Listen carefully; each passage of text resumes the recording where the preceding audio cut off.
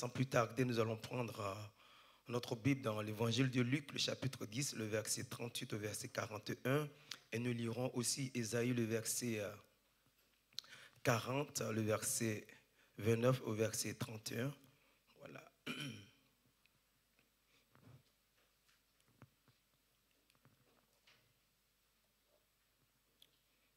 Si vous le permettez, je vais faire une présentation et nous allons continuer.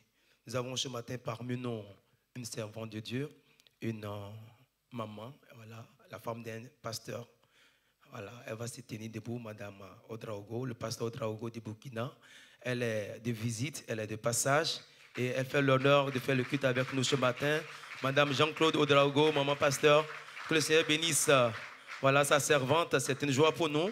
C'est vrai, on allait la présenter après, mais il faut aussi honorer. Voilà, alléluia. Que le nom du Seigneur soit béni. Voilà, Luc, le chapitre 10, le verset 38 au verset 41. Si vous avez trouvé, j'ai fait la lecture. 38. Il dit, comme Jésus était en chemin avec ses disciples, il entra dans un village et une femme nommée Marthe le reçut dans sa maison.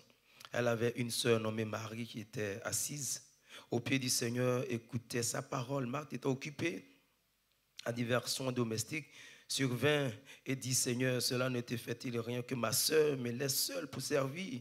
Dis-lui donc de m'aider. Le Seigneur leur répondit, Marthe, Marthe, tu t'inquiètes et tu t'agites pour beaucoup de choses. Une seule chose est nécessaire. Marie a choisi la bonne part qui ne lui sera point ôtée. Nous allons lire aussi dans Ésaïe 40. Ésaïe 40, le verset 29 au verset 31. 29, 31. Il dit, il donne la force à celui qui est fatigué et il augmente la vigueur de celui qui tombe en défaillance. Les adolescents se fatiguent et se lassent, les jeunes hommes chancellent, mais ceux qui se confient en l'Éternel renouvellent leur force, ils prennent leur vol comme les aigles. Ils courent et ne se lassent point, ils marchent et ne se fatiguent point. Seigneur, merci de conduire ce moment par ton esprit, parle à nos cœurs. Seigneur, tu connais l'attente, le besoin de ton Église, de ton peuple. Ils sont là, notre Dieu. Tu as enseigné le peuple. Et lorsqu'il y avait aussi le besoin, Seigneur, de les nourrir par la nourriture physique, tu as fait venir le pain et tu as fait venir aussi le poisson, notre Dieu. C'est juste pour dire, Seigneur, tu connais le besoin de l'homme et tu réponds aux besoins de l'homme. Tu réponds bien de ceux qui se confient en toi. Bénis ce peuple par ta parole au nom de Jésus. Amen. Le thème de notre message ce matin, c'est ceux qui se confient en l'Éternel renouvellent leur force. Vous avez les salutations de nos pasteurs, le pasteur Yeo, il est à Orléans ce matin, toujours pour la mission, et le pasteur Akpa. Voilà, continuez de prier pour nos pasteurs, afin que le Seigneur continue aussi de les garder, de les utiliser pour sa gloire. Alléluia. Donc, au nom de mes aînés, je prends la parole ce matin, bien-aimé, pour partager la parole de Dieu avec vous. On ne partage pas la parole de Dieu comme ça. On ne parle pas de Dieu comme ça parce que ce matin, je ne vous parle pas d'un homme historique. Je vous parle d'une personne, la personne de Jésus. Alléluia. Voilà, il faut avoir l'autorisation pour parler de Jésus. Pour parler de Jésus.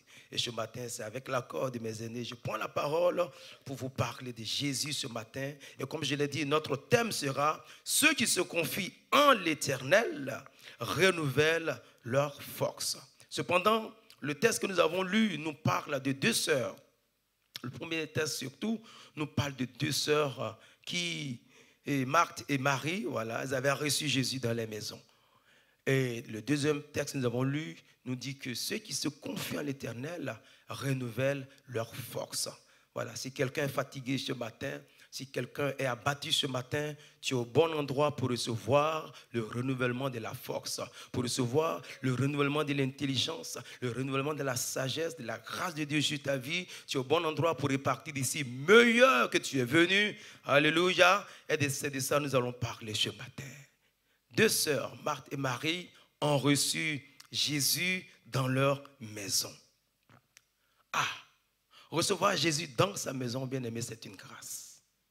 C'est une grâce. Imaginez déjà un être humain qui a une personnalité qui vient chez toi. Tu es émerveillé, tu es ému. Mais ici, nous voyons que Marthe et Marie ont reçu Jésus dans leur maison. Jésus a accepté d'aller dans leur maison. Voilà pourquoi j'ai dit que c'est une grâce. Parce que lorsque Jésus rentre dans une maison, quelque chose se passe. Alléluia. Lorsque Jésus rentre dans une maison, quelque chose se passe. Lorsque Jésus est rentré dans la maison de Pierre, sa belle-mère était malade, mais Jésus a guéri sa belle-mère.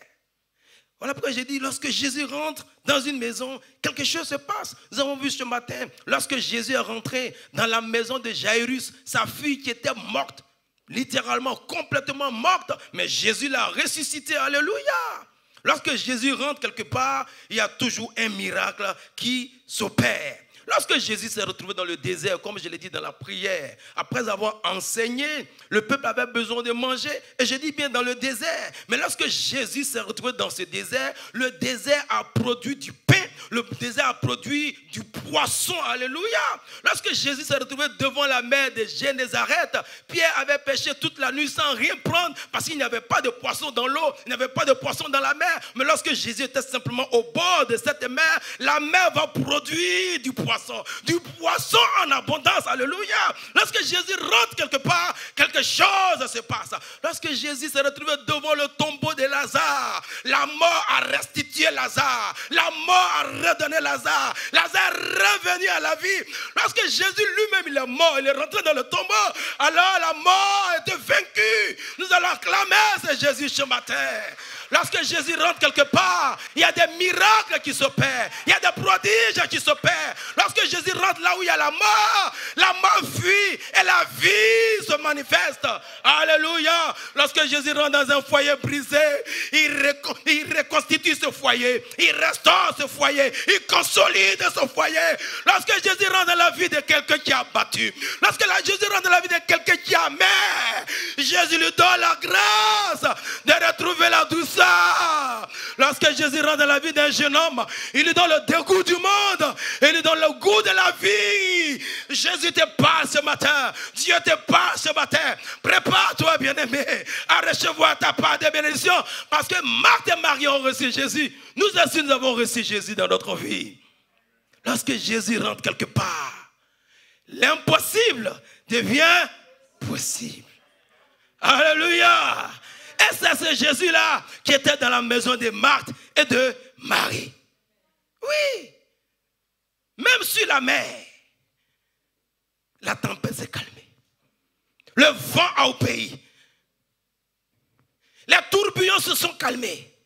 Quand Jésus est quelque part, il y a la restauration, il y a la guérison, il y a la transformation, il y a le changement. Lorsque Jésus est rentré dans la maison de Zachée, un malhonnête, avant que Jésus ne sorte, Zachée a tout restitué. Avant que Jésus ne sorte, Zachée est transformé. Avant que Jésus ne sorte, Zachée était une autre personne. Parce que lorsque Jésus est quelque part, ce qui était impossible devient possible. La mer obéit, le vent obéit, la nature obéit, la mort obéit, les démons fuient. Il dit, je suis la lumière du monde. Il n'a pas dit, je suis la lumière d'Israël. Il dit, je suis la lumière du monde. Nous tous qui sommes ici. Et lorsque Jésus est quelque part, la lumière de Dieu se manifeste. Alléluia. Bien-aimé, c'est ce Jésus-là, je viens t'annoncer ce matin. C'est de ce Jésus vivant. C'est de ce Jésus qui est notre Seigneur, notre Sauveur, notre Libérateur. C'est de lui que je viens te parler ce matin. Je ne viens pas te parler d'un homme historique. Je viens te parler d'une personne qui a des yeux, qui a une bouche, qui voit, qui peut parler, qui veut même parler, et qui parle, et qui agit. Je ne te parle pas d'un homme historique. Je ne te parle pas d'une histoire. Je parle de Jésus qui dit, je suis avec vous tous les jours, jusqu'à la fin du monde. Il est là ce matin. Il est là. Il est là. Il est là. Il est en chacun de nous. Il est avec toi. C'est de ce Jésus bien-aimé dont je viens te parler ce matin. Celui devant qui tout genou fléchira et toute langue confessera qu'il est Seigneur. Ah, c'est ce Jésus-là qui allait dans la maison de Marthe et Marie. Pendant que Jésus était dans la maison de Marthe et Marie, Marthe a des problèmes. Marthe est agitée. Marthe est troublée. Souvent, nous nous posons la question, mais moi, j'ai donné ma vie au Seigneur, et puis ma vie, ça ne va pas. Bien aimé, c'est ce que nous allons voir ce matin. Jésus est dans la maison de Marthe. Mais Marthe est troublée. Je voulais dire à quelqu'un ce matin, Jésus n'a pas changé. Il est le même hier, aujourd'hui, éternellement. Vous le connaissez par cœur. Il est toujours disponible. 24 heures sur 24, agit dans ta vie. Mais le Seigneur fait tout avec notre consentement. Quand il est là à Nazareth, la Bible dit qu'il n'a pas pu faire des miracles à cause de l'incrédulité. Dieu tient compte de notre consentement. Lorsque Dieu devait créer l'homme, il dit créons l'homme à notre image. Il y a eu qu'on appelle ça consentement. Ils se sont parlé. Dieu a tenu compte de l'homme avant de créer la femme. Dieu tient compte toujours de nous-mêmes. Mais quand il devait créer le ciel et la terre, il a créé, il a parlé. Mais avant de créer l'homme, le Seigneur va le faire avec son consentement, avec son conseil. Dieu agit dans notre vie avec notre consentement. Pendant que le Seigneur était dans cette maison, comme il est dans notre vie, nous voyons Marthe qui est agitée et qui est inquiète. 2 sœurs ont reçu Jésus dans la maison. Marthe et Marie. Mais les deux n'ont pas reçu Jésus de la même manière. La manière compte. La manière dont tu as reçu Jésus, la manière dont tu as la connaissance de Jésus, ça définit, ça détermine tout. Les deux ont reçu Jésus dans la même maison, le même jour, à la même période. Mais les deux n'ont pas reçu Jésus de la même manière. Et vous verrez que Marthe est agitée, Marthe est inquiète, Marthe est troublée, pendant que Marie est assise tranquillement, en train d'écouter Jésus, en train d'observer Jésus, en train d'admirer Jésus, en train de voir sa beauté, en train de voir sa grandeur, en train de voir sa divinité.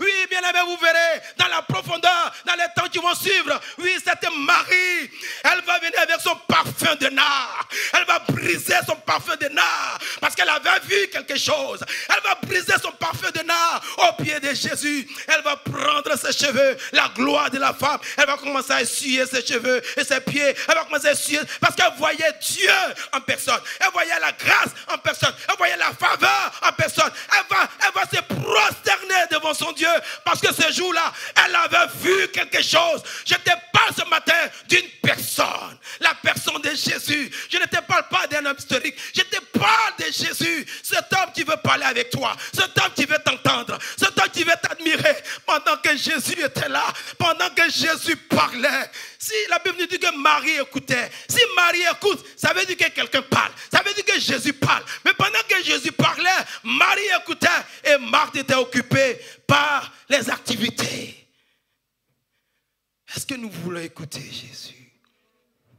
Lorsque Marie l'a écouté, quelque chose va changer dans sa vie. Nous allons voir des éléments ce matin qui vont nous permettre, bien aimés, d'être renouvelés dans ces temps difficiles, dans ces temps de trouble, dans ces temps de confusion. De quelle manière nous avons reçu Jésus? Quelle est la connaissance que nous avons de Jésus? Pendant que Marie, elle l'écoute, Marthe est occupée.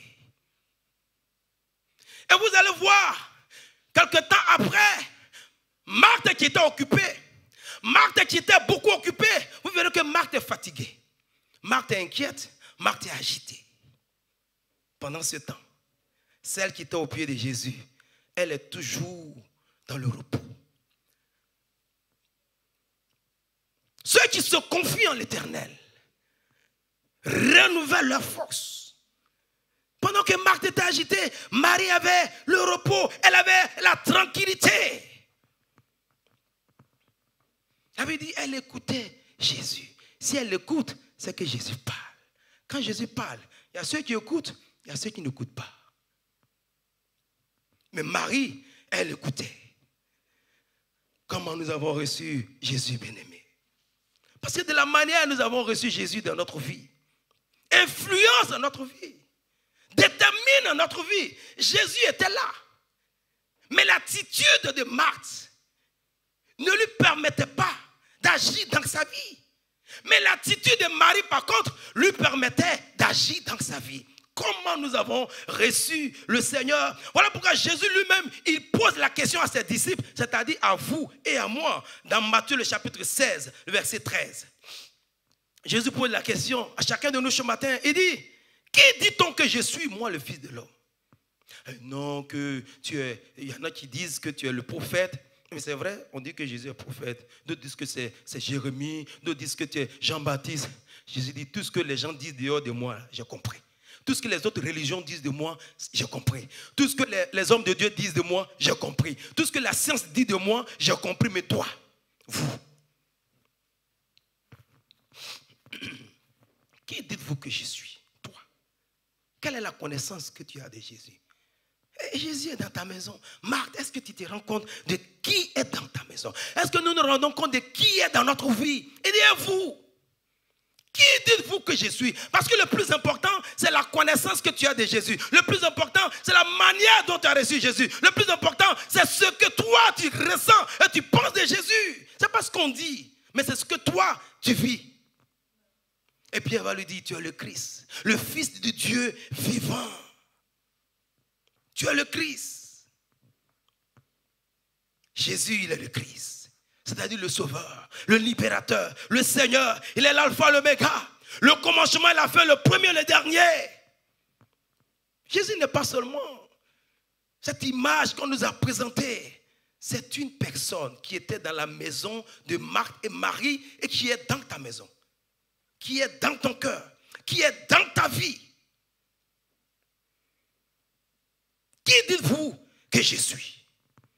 Voilà pourquoi Jésus disait à la femme samaritaine, dans Jean le chapitre 4, le verset 10, Jésus lui dit, si tu connaissais le don de Dieu, et qui est celui qui te dit, donne-moi à boire, tu lui aurais toi-même demandé à boire, il t'aurait donné l'eau de la vie. Si tu savais qui était dans ta vie, si tu savais qui était Jésus pour toi, toi-même, c'est toi qui allais lui demander à boire. Tu n'allais pas lui résister. Parce que la femme samaritaine lui résistait. C'est parce que nous ne connaissons pas, nous n'avons pas bien compris que nous résistons à Dieu, que nous résistons au Seigneur. Et dit, c'est toi-même. Si on lit quelques versets avant de développer notre pensée. Prenons aussi le psaume 34, le verset 4.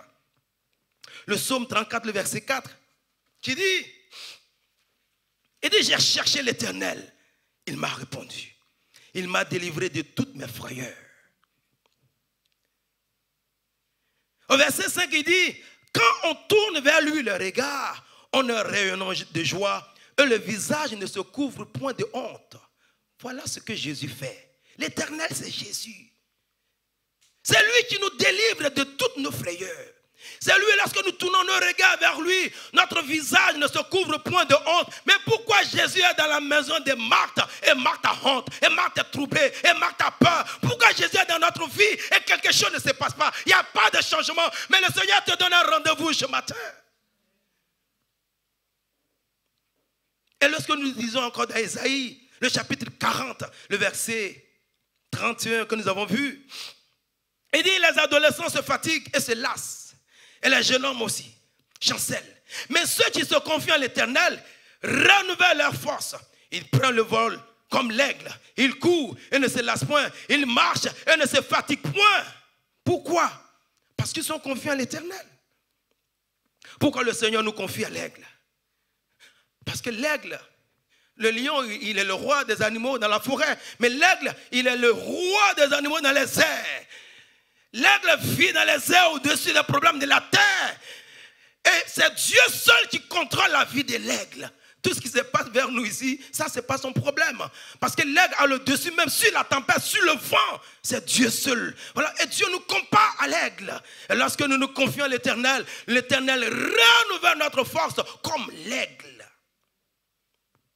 Et dans 1 Pierre, le chapitre 5, le verset 7, la Bible dit, déchargez-vous sur lui. Marthe, il est dans ta maison. Tu vas où? Déchargez-vous sur lui. De tous vos soucis. Tous vos soucis. Quel souci?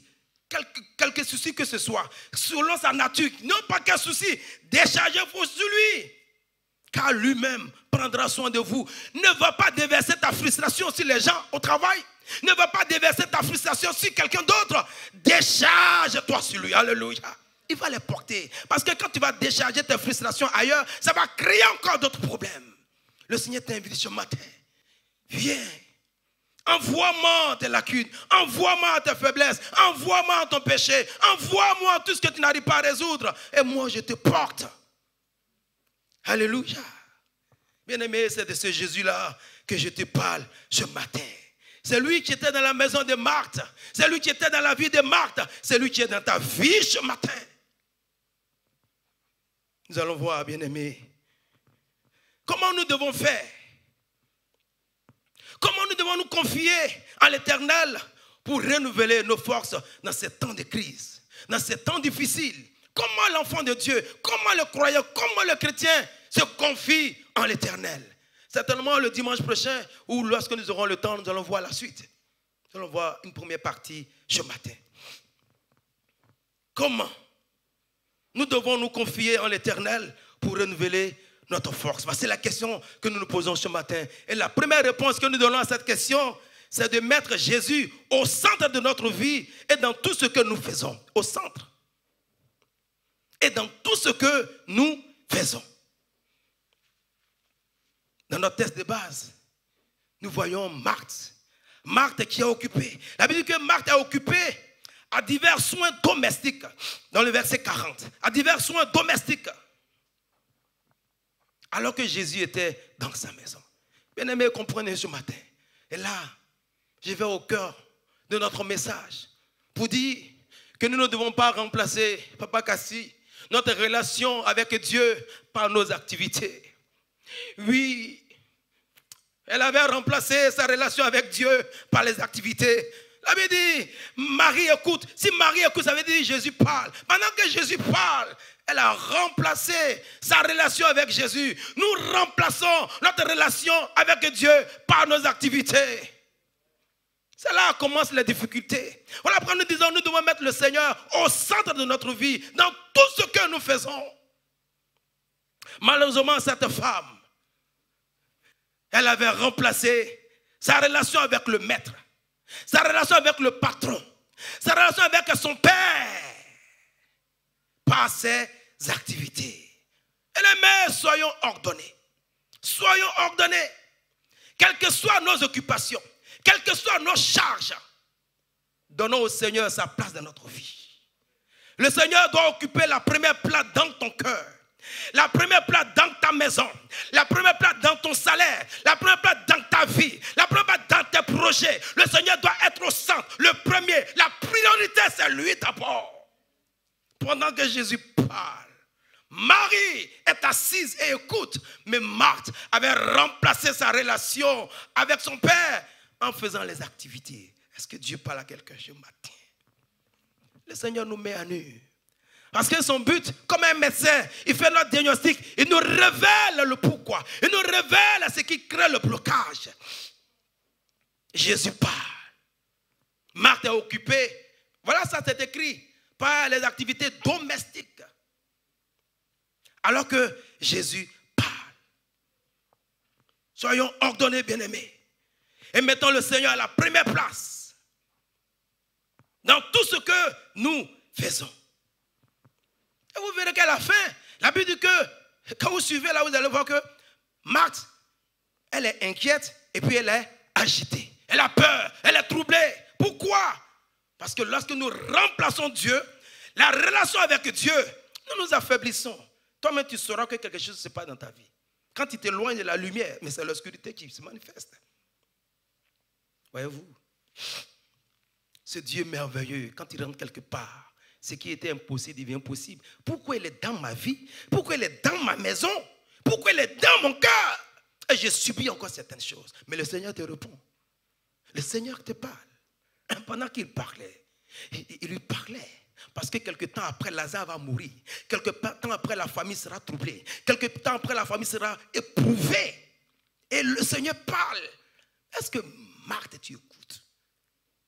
Marthe a remplacé sa relation personnelle avec Dieu par ses activités. Mais à première vue, lorsque nous regardons Marthe, elle est en mouvement. Parce que Jésus est venu avec ses disciples, ils sont 12, peut-être encore d'autres personnes.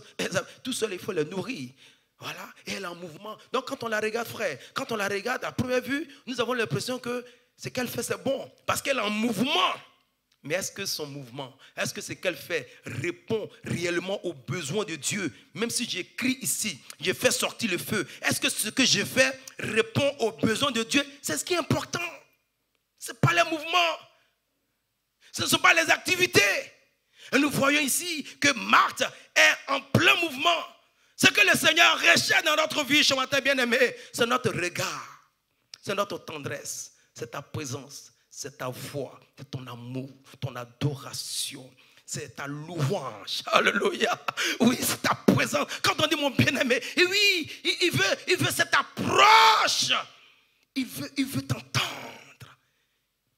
Pendant que Jésus cherche son regard, cherche ses yeux, elle est en train de balayer, elle est en train de découper, elle est en train de travailler. Et le Seigneur voulait, il veut attirer ton attention, il veut capter toi ton attention, il veut te faire comprendre quelque chose, il veut te révéler quelque chose. Mais ça fait combien d'années? Il t'interpelle, il te parle, il est patient, il espère, il est là et Marthe est en train de travailler. Elle avait remplacé sa relation personnelle par les activités, par le travail, par les projets. Je suis occupé, mon patron. Mais le travail là, c'est Dieu qui t'a donné. Comment le travail vient tuer ta vie? Comment le travail vient tuer ta foi? Comment le travail vient tuer ta famille? Comment le travail vient tuer ta relation avec ta femme, avec ton mari, avec tes enfants? Est-ce que Dieu parle à quelqu'un ce matin? Mais ce n'est pas que c'est le Seigneur qui t'a donné ce travail. Marthe, qu'est-ce que tu fais? Nous sommes tous des Marthes ici ce matin. Qui veut dire gouvernante. Son nom veut dire gouvernante. Mais nous gouvernons mal, bien-aimés. Nous gouvernons mal, bien-aimés. Avec notre propre chef, sans tenir compte de la présence du maître. Il est assis là. Et nous sommes en activité. Et puis, ce que nous faisons, je le fais pour lui. Non, doucement. Tiens compte de ses besoins. Tiens compte de ce qu'il veut. Il y a des choses que tu as fait hier. Aujourd'hui, Dieu n'a plus besoin de ça. Oui, il veut autre chose. Il veut t'emmener dans une autre dimension. Il veut faire quelque chose d'autre avec toi. Et nous avons vu que la vie chrétienne est progressive. Ce que tu as fait hier, après que Pierre ait constaté que Jésus a fait des miracles, le Seigneur dit, mais allons-y, tu seras pécheur d'homme. Il a tout laissé, il a suivi le Seigneur. Mais il y a un parcours, nous avons vu ce matin, la marche de Jairus, il y a toute une marche à faire. Parce que la vie chrétienne, elle est progressive. Elle a dit marcher de progrès en progrès. Pendant ce temps, Marthe est toujours là. Le travail a pris le dessus. Le travail a pris le dessus. Que le Seigneur nous aide ce matin. La vie chrétienne, ce ne sont pas les activités. Non. La vie chrétienne, c'est une relation personnelle, intime, avec une personne. La personne de Jésus. Alléluia. Il cherche à parler avec toi. Il veut manger. Même quand tu manges, il veut manger avec toi. Il est assis là. Alléluia. Ce ne sont pas les activités. Ce ne sont pas les mouvements. Mais c'est une intimité. C'est Jésus dont on parle. Dont tu as prié tant d'années. Est-ce que tu as déjà vécu une expérience avec lui? Tu penses qu'il ne le veut pas?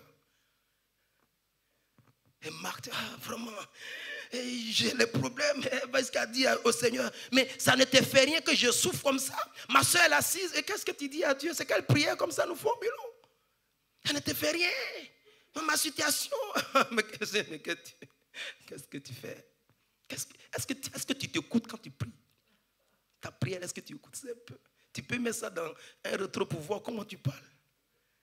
Ça ne te fait, elle dit à Jésus, ça ne te fait rien. On peut mettre ça pour vous. Hein.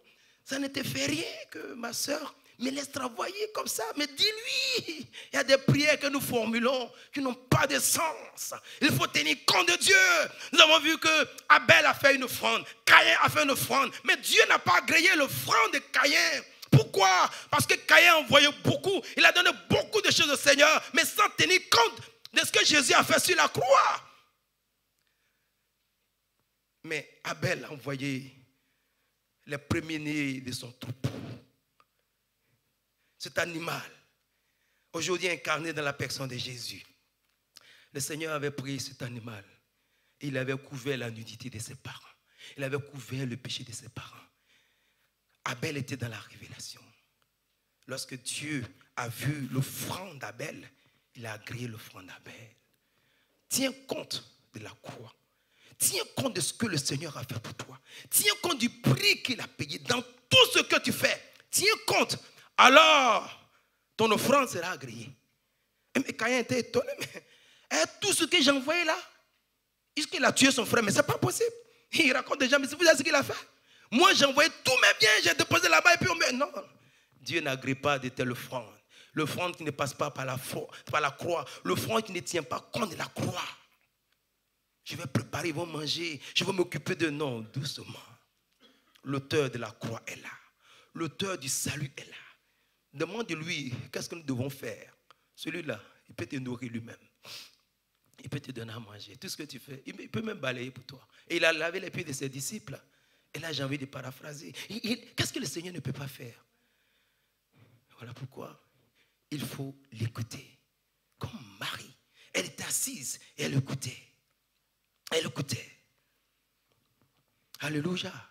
Et dans cette présence, lorsque nous sommes au pied de la croix, dans la présence de notre Père, le message, je l'avais intitulé « Allons au pied du Maître ». Et après, j'ai eu d'autres convictions. Mais tu peux retenir ça déjà. Au pied du Maître. Au pied du Maître. Lorsque nous sommes au pied du Maître, c'est comme une brebis dans la main du berger. Alléluia. Et le berger, il prend la brebis. Lorsque nous sommes au pied du Maître, il nous guérit. Il soigne nos blessures. Il enlève les douleurs. Il nous restaure. Il nous remplit du Saint-Esprit. Il nous parle. Il nous enseigne. Il nous instruit. Comme la servante qui a les yeux sur les mains de sa servante, de sa maîtresse. Comme le serviteur qui a les yeux sur les mains de son maître. Et puis tu attends. Et le Seigneur te parle tout doucement. Il enlève les épines. Et puis il te dit le pourquoi. Il enlève ça. Et puis il te dit le pourquoi. Et il te parle. Est-ce que vous savez que quand on prie, Dieu parle? Tu n'as pas encore expérimenté cela. Voilà pourquoi quand tu vas prier, tu cries. Quand tu vas prier, c'est non. Je te parle d'une personne. Quand tu vas dans sa présence, quand tu vas commencer à expérimenter cela, quand tu prieras, quelqu'un sera là, il ne va pas t'entendre. Non, il ne va pas t'entendre. Parce que tu parles avec quelqu'un. Hey, oui, tu es encore au premier stade, ça va venir. Tu n'auras plus besoin de dire ça. Tu seras dans le calme. Alléluia. Même tu pourras prier à 4 heures du matin sans déranger le voisin. Oui, parce que ce n'est plus une question de cri. Quand tu vas prier ici, on va sentir ça dans ta prière. Parce que tu tiens compte d'une personne. C'est quand on ne tient pas compte d'une personne, on va au fond. Mais si vous êtes à deux, tu vas marcher à son rythme. Si tu sais que quand j'ai pris, le Seigneur est là. Et puis à ce rythme, je vous assure, les hommes de Dieu sont là, les frères sont là, les sœurs sont là. Quand tu pries, pendant que tu parles, il te parle. Et puis tu écris. Est-ce que quand tu pries, tu vas avec un carnet? Tu n'as pas encore expérimenté cela. Va prier avec un stylo et une feuille. Ce n'est pas tout le jour qu'il va te parler. Mais dans la semaine, il va te parler peut-être 2-3 fois. Tu viendras des jours, tu viendras avec une feuille remplie ou une feuille à rien. Parce que c'est une personne. Je te parle d'une personne. Je ne te parle pas d'un homme historique. Elle avait entendu parler de Jésus. Mais elle n'avait pas compris qu'il était là pour elle. Changeons notre manière de voir les choses. Alléluia. Ce que le Seigneur recherche, c'est ton regard, c'est ton affection, c'est ton adoration. Nous allons bientôt finir, bien-aimés. Alléluia. Et dans cette présence, il guérit nos blessures. Je l'ai dit ce matin. Lorsque tu as mal, sache que le Seigneur a mal. Lorsque la brebis a une patte cassée, le berger, il ne mange pas bien ce jour-là. Et quand son collègue lui demande, il dit non, que j'ai ma brebis qui est blessée, il faut que je l'envoie chez le vétérinaire. J'ai ma brebis qui ne se sent pas bien. Quand tu as mal, le Seigneur a mal. Tout ce que tu ressens, Dieu ressent ça. Je te parle d'une personne. Ce que tu vis, il ressent cela. Quand on te transperce, il a mal. Quand tu pleures, il a mal. Et comme je le disais, y a-t-il une mère? Y a-t-il un père? Quand son enfant est malade, et puis il est indifférent. Quand ton enfant est malade, toi, tu es 2 fois plus malade que lui. Je vous apprends rien. Lui, il dort même, toi, tu ne dors pas. Peut-être tu peux te réveiller 4 fois dans la nuit pour le toucher et pendant qu'il dort. Parce que c'est ton enfant. Je voulais dire à quelqu'un ce matin, il s'agit de ton Père céleste. Jésus, ce regard qui change les vies. Ne nous limitons pas aux activités. Il ne faut pas remplacer ta relation avec Dieu par les activités. Et lorsque nous remplaçons notre relation avec Dieu par les activités, notre vie chrétienne produit ce qui est de mauvaise qualité. Notre vie chrétienne n'est pas de bonne qualité. Cela va se répercuter sur souvent même sur notre famille. Oui. On va finir. Ça peut se répercuter sur notre famille. Parce que tu n'as pas le temps. Tu as le temps seulement que pour tes activités. Tu as le temps seulement que pour tes rendez-vous. Et souvent, nous voulons remplacer cela par l'argent. Mais laisse-moi vous dire, l'argent ne peut pas remplacer notre relation avec Dieu. Non. Rien ne peut remplacer ta relation avec Dieu. Personne ne peut toi-même te représenter devant Dieu. Le Seigneur te dit, viens, toi-même viens. Alléluia. Et j'ai fini en disant, il y avait cet homme, c'est le docteur Tig qui nous l'a raconté cette histoire, on va finir par là, qui n'avait pas le temps. Il faisait tout, ma fille, sur rendez-vous, il avait son agenda, et regarde, ah oui, ça c'est à 11h30. Et ce jour-là, cet homme, il n'avait pas le temps, même pour sa famille. Ah, je suis occupé, il laisse l'argent, il est parti. Je suis occupé, je suis occupé, je suis occupé. Et un jour, sa femme est venue, elle allait le trouver au bureau. Et il a reçu, il lui a dit, chérie, tu m'excuses, j'ai un rendez-vous tout à l'heure là. Voilà. Tout de suite là même, j'ai un autre rendez-vous là. On peut se voir après. Elle lui a dit que le rendez-vous en fait c'est moi-même. Je l'avais pris avec ta secrétaire. Je suis venu te dire que voici tes clés. Je pars avec les enfants. Quand tu auras besoin de nous, tu sauras où nous trouver.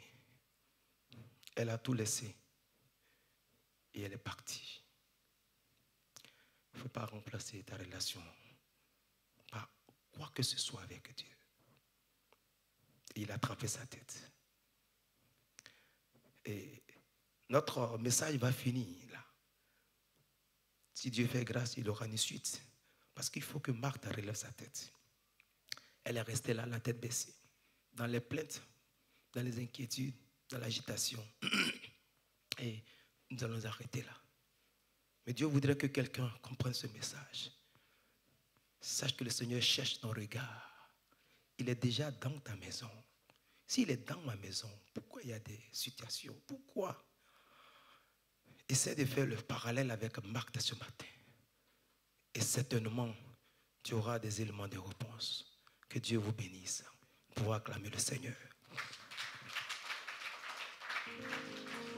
Nous allons simplement nous tenir debout, remercier Dieu pour sa parole, nous remettre entre ses mains et lui dire merci. Merci parce que il a parlé diversement, encore d'une autre manière, encore d'une autre façon. Et je vais laisser notre responsable Cassie va nous introduire dans quelques sujets de prière. Et je reviendrai ici pour faire les annonces. Prions ensemble le Seigneur et remettons-nous devant Dieu.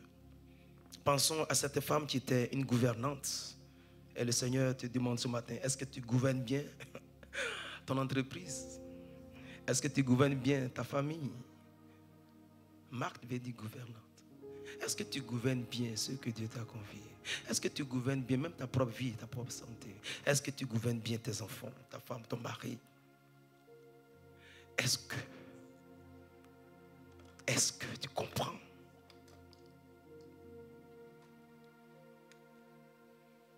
Alléluia.